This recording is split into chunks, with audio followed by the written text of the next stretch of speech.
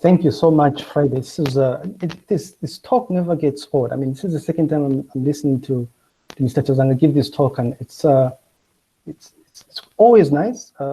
It's a classic example of what a typical academic piece of work is supposed to be like. But I just wanted to draw people's attention, those that probably found it a bit strange here. Most of what he was talking about could be linked to what we go through when we're passing through these so-called toll gates, right? I don't know if people have noticed, but when you're driving through these toll gates in Zambia, there's usually a camera, and you can actually notice that your number plate is being recorded somewhere. Now, I don't know, or I don't know if people in here know what those recordings are used for, but something to think about is what Friday is suggesting in here could be incorporated there as well, right? Also, those speed traps, right? When you're driving, let's say along Great East Road, ask yourself, how exactly do they know that this is your vehicle, right? Turns out that they get a snapshot of your number plate, and then there's some processing that happens behind the scenes. Now, whether or not they use OCR, like Friday is suggesting here, or image classification is a completely different conversation, right? But also, on that one, I wanted to link this to the talk that was given by Francis, and this is more specific to the CSC 57.1 students, right? If you remember, Francis' approach was completely different from what Friday did, at least insofar as the automatic number plate recognition mode is concerned. Francis took an image classification approach where he used the neural net, right? Specifically convolutional neural networks, if you remember, right? So questions to ask yourselves is, I mean, are these sort of approaches comparable? Which one is better? When do we use, approach A, as opposed to approach B? I hope we are thinking about all these different things. And finally, before I invite questions here is, for those of you that have been joining us in this previous talk, you'll have noticed that the structure of this talk is completely different, right? There's an emphasis on the so-called scientific method, right? If you notice the story, right? There's a connection in this story Friday was telling. Observation, I don't know how much of the scientific method people know here, but this is taught at undergrad, I guess. In our department, we teach that second year. Observation, you make an observation, you ask questions, you hypothesize, you perform some sort of experimentation, and then optionally maybe you derive some sort of theory, right? This is what Friday was walking us through, right? Or problem statement. The observation was that, thefts at UNZA, yada, yada. But anyways, so if there are questions, the floor is open. It's really interesting. I always find this talk really interesting myself. So if there are questions, please ask away. Hello, good evening, Dr. Pili. Good evening, Mr. Kirasa. Please ask away. Good evening, Friday. Good evening. How are you, Mr. Kate? I'm okay, and how are you? Fine. First and foremost, it was a wonderful presentation. Actually, I really enjoyed. My question is, are these systems the same ones that we normally find at the School of Education and Natural Science? Okay. Yeah, I think there was a system that was about to be put up in all car parking areas, which is an electronic system. Mm-hmm. However, that system required you to use to use the thumb, Mm-hmm. okay, in order to gain access. Oh, okay. Yeah, now, I think in my search, I actually discovered some weaknesses in that system. Mm-hmm. One of the weaknesses is that if you are driving and you are about to approach the boom gate, Mm-hmm. then you miss the reader, okay, Mm-hmm. the thumb reader. Mm-hmm. Then and then there's someone coming behind you. You can't reverse. That's the truth. You can't maneuver and so forth. So the driver will be forced to come out of the vehicle, Mm-hmm. okay, go and present the thumb, Mm-hmm. and then the boom gate opens, then comes in, then it drives. So there is a lot of inconvenience in such a system. Okay. Yeah, so but basically, no, you can go ahead. Yeah, so but with this one, immediately the vehicle is approaching, everything is automatically sensed. and then it's either you are denied entry or you are allowed entry. Okay. So basically, your system hasn't yet been implemented? No. Okay. My question is, you said actually the core business of developing such a system is to avoid scramble for car parking actually. Now, in an event vehicles have entered, is there a way where the system actually can tell, probably the security personnel would say the car park is full or not full? Is there a way to communicate to the security personnel, say the car park is full or not full? Because cars will be entering, and yet there's no space for parking actually. Thank you so much, Mr. Kuya. Actually, that is one of the future works that is outlined there. Okay. Where the system actually should be able to tell the driver an empty spot within the car parking space. Okay. Yeah, but this current system hasn't included that provision. Okay. I would love for this system actually to be implemented to all the gates at the University of Zambia to avoid the issue of scramble for car parking actually and the issue of theft. Thank you very much, Mr. Friday. You are most welcome. If I can plug in something, two things here. The so-called system at the School of Education is non-functional. Now, our office space, I work from the School of Education myself, and that thing doesn't work. So the security personnel actually rely on stickers. So if you drive in, you better make sure that your vehicle has that UNZA sticker. Otherwise, you have to rely on muscle memory or the memory of the security personnel that they actually know you, right? And like Friday said, I don't know what joke he made there, where the wako ni wako, I don't know if it was the wako ni wako joke, I suppose. The come and sabe boss scenario anyway. Right, and then the other thing here is, if you think about what Friday is suggesting, with the rise, with the construction works going on at East Park Mall, this actually would be extremely useful, right? There are now multiple entrances. It's no longer just marshlands and Kamloops and Great East Road. They've opened up this space now, so potential thefts, occurring on campus have drastically increased now. So, yeah, I don't know, maybe there'll be a bit of thinking associated with potentially commercializing what Friday is suggesting, what Friday suggested to propose. Any other questions? I have a question. Please, go ahead. All right. Unfortunately, my network dropped in and out, so I didn't catch the end of your presentation. First of all, thank you, Mr. Friday, and also Dr. Lighton for setting up this talk and presentation. I appreciate the time. To Mr. Friday, I just hope my question wasn't answered in your presentation when I wasn't here. There was talk about identity cards or card access, I believe. That triggers I did some kind of identification of the vehicle ID. Now, on the topic of card identification, and in the context of the University of Zambia, at least, seeing as students already have cards, would the goal be to integrate the system, as you were talking, like students also now come in with cards, as well as or lecturers and staff, and the staff as well also have IDs. Would the goal for you be to integrate some kind of chip mechanism for card access into the already established IDs that are being distributed by UNZA, that are mandatory? So that's my question, and thank you very much for your presentation. Thank you so much, Mr. Nkata, for that question. Actually, they are just the way you see the UNZA student IDs and the member of staff IDs. They are cards that are in that format, but they are powered with the radio frequency identification chip. Okay, so now all that is needed is actually to order, instead of ordering plain cards, you order cards that are powered with RFID that can easily be programmed. So at every entrance, there's just an RFID reader. So that's all that is really required. It's not really a very big deal. So just as you have said, yes, it's integrating a chip or an electronic circuit inside the student cards as well as the staff card.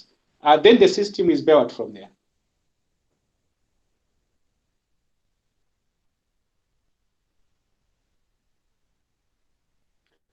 I hope that answers the question. Yes, thank you.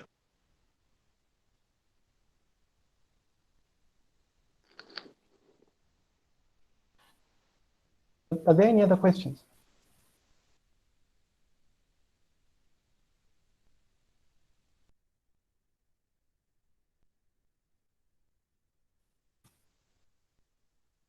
Oh, I was expecting a lot of questions. It looks like there's no question.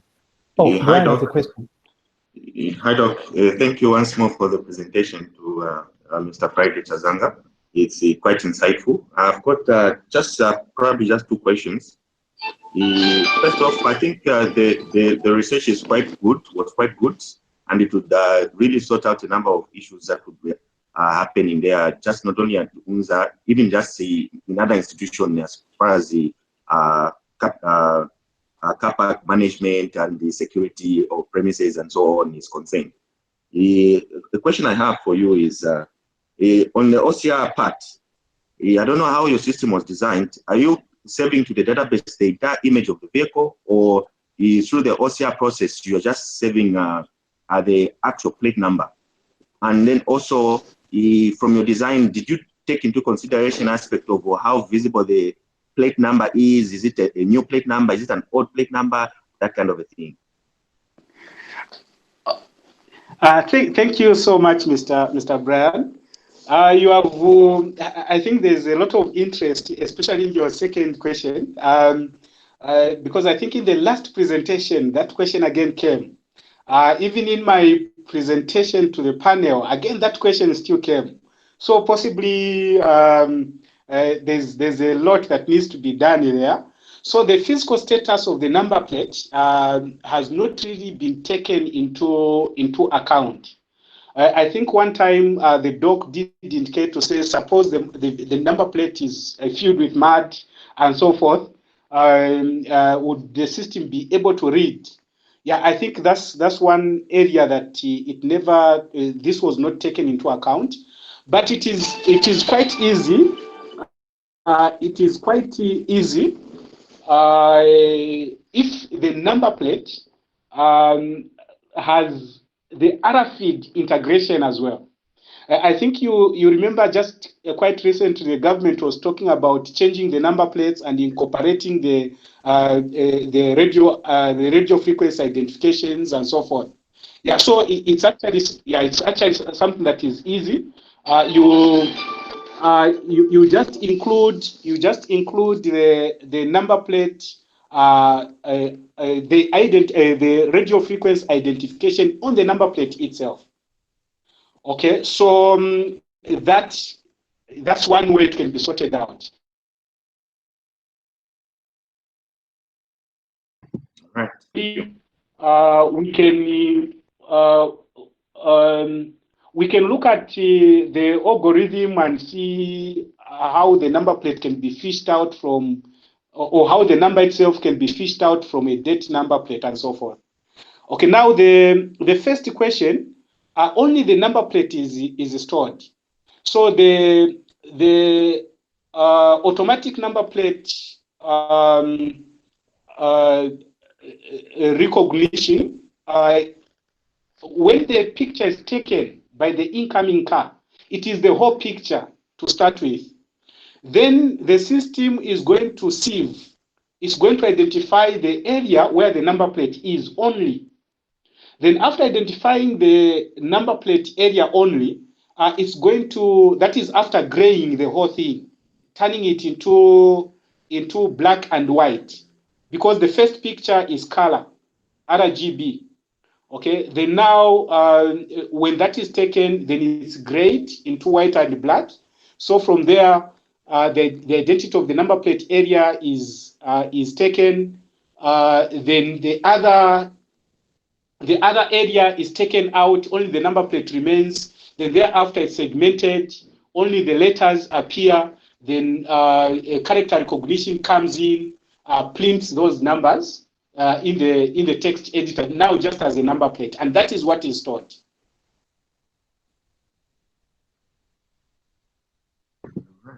Thank you. I think there's room to ask very interesting questions here. There's room for 2, maybe 3 more questions. I see we're trying to avoid to go beyond 1820. Are there any other questions?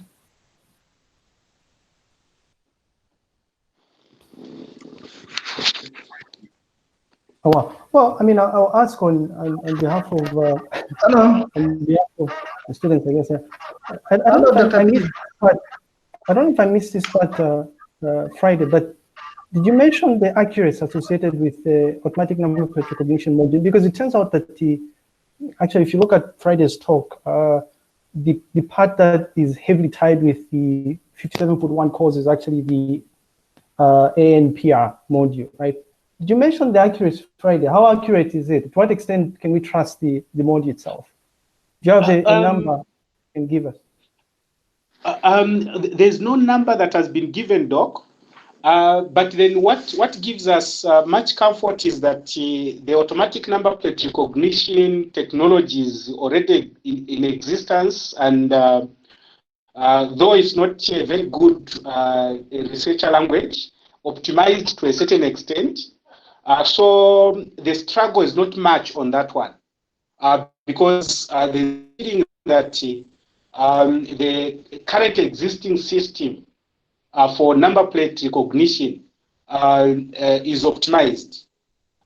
So now, what is now key to fulfill the problem that we have at hand is the integration of the 2 systems, the automatic number plate recognition and the radio frequency identification. Fair enough. I guess if you use something that already exists in literature, then it makes sense. Are there any other questions? Hello, Dr. Piri. Oh, yes, sir. Mr. Kadir. Hello. No. Mr. Friday. Yes, please, Mr. Piera. Your system, does it mean it will be mounted upon entering the University of Zambia, or it will be mounted upon entering the car parking? The system will be mounted in all access points. Okay. It will be mounted on the end when entering into the university, and also when entering into the car parks. Okay. Yeah, the reason why I've asked is that if you look at the University of Zambia, specifically the School of Education, when you enter into the staff car park, actually, there is a way out where you can come out actually, entering probably using the student car park actually. So in an event, probably someone comes with an intention of stealing a vehicle. Someone who is a member of staff actually uses the normal procedure, and you know, UNZA is so porous when it comes to people moving to and from. So probably someone with an intention of stealing a vehicle, he can use another alternative actually to come out without the system actually noticing to say this vehicle actually has been stolen. So I thought of probably maybe you also have to look at how the University of Zambia car park arrangement is, so that in all entrance actually you can mount the system either coming in or going out actually. Okay. That's a good one, Mr. Kura. Thank you so much. Okay, thank you. Sure. Maybe we can ask one. We can accept one more question. Any other questions? Hello. Oh yes. Hello. Hi, Hello. Doctor. How are you? Hello. Hello, are you getting me? Hello, are you getting me? Yes, please. Yes. Good evening, Mr. Chazanga and Doctor. Evening, Mr. Pera. Hello. Yes. Hi. Hello. Yes. Go ahead.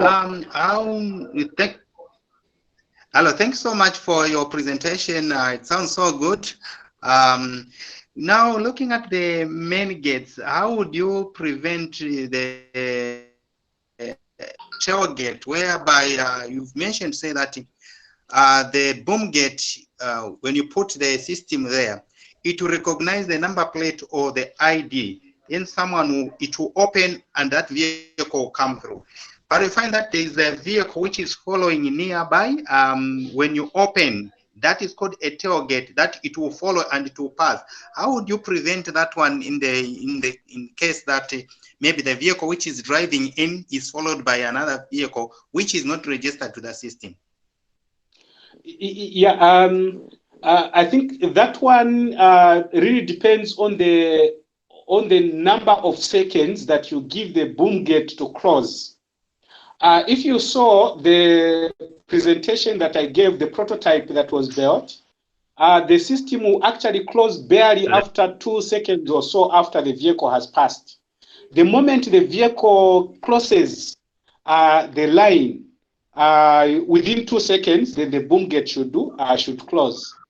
So if anyone wants to rush in, then he risks actually having the vehicle either hammered by the boom gate or destroying the boom gate itself. Yeah. All right. Thank you so much for that question. All right. Okay. Thank you so much. Yeah. Looking at the time, I guess we can put this into a close. We don't want to drag any longer. It's almost 1 hour, 20 minutes now. But in closing, Friday, as always, thank you so much. We really, really appreciate it. But before we part ways here, I just wanted to remind, I guess, specifically 57-foot-1 students. I mean, things to think about here is what was mentioned towards the end, this whole notion of gaps of future work, right? This is something to think about. So clearly, Friday has already laid out a few things that you can explore. If you're interested in this, you can take it further, right? So if you get to a stage where you're struggling to find the topic, gaps of future work, right? And I guess in relation to what we're going to be discussing, again, tying it to Ernest's talk on medical imaging and Francis' talk on image classification, what we should be asking ourselves is, what are the comparative advantages of taking an OCR approach over image classification, right? And in fact, I mean, what I would expect is perhaps someone to maybe reuse Friday's data set and try and compare the accuracy associated with OCR and classic image classification, right? Things to think about here. But Friday, I have just 2 questions for you in closing, right? Are there plans to commercialize this? That's the first question. I always ask this. I don't know if there's a response now. And then the second question is, do you still have the data set that you used for the ANPR module? And if you do have the data set, would you be willing to share it with us so that we can maybe try and incorporate it to the list of data sets that we normally use for the CSC 57-foot-1 course? Would you love to commercialize this? Indeed, Doc. I think commercializing it would be something good, and it would be a very good experience. Yeah. Then for the data set, I think let me check. Then I'll get back to you. I just need to check. I think I should still have it somewhere. Only that, you know, after the graduation, everything was just packed like that. So let me just go through my my old files. Then I'll get back to you.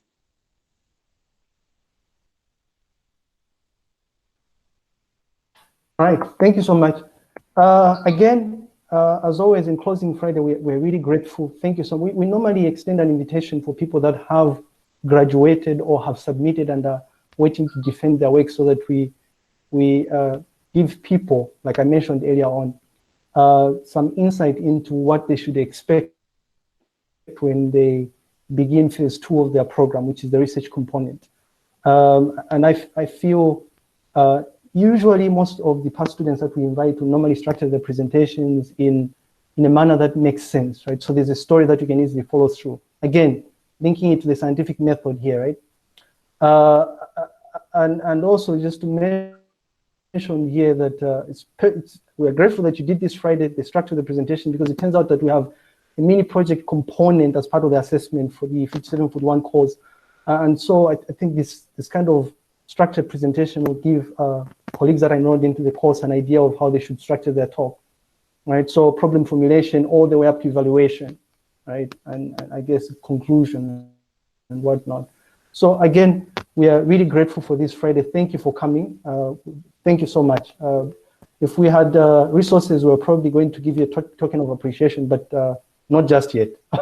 And then just before we, so one last thing is next week, we don't have anyone who has confirmed participation. If there's not going to be anyone, I'll volunteer myself to give a talk on some of the work we've been doing. So stay tuned. We will continue spamming you with invitations to our seminars. We'd really love it if you will join us, and hopefully you'll be able to learn a thing or two. All right, so that's it. Again, thank you so much, Friday, and thank you to the people that managed to find the time and the bundles to join us. We are really grateful. Thank you so much, Doc, for your consideration and also for your invitation. Great. All right, we are free to go, but I'll ask the CSC 57.1 students to stick around because we have an interaction. Thanks.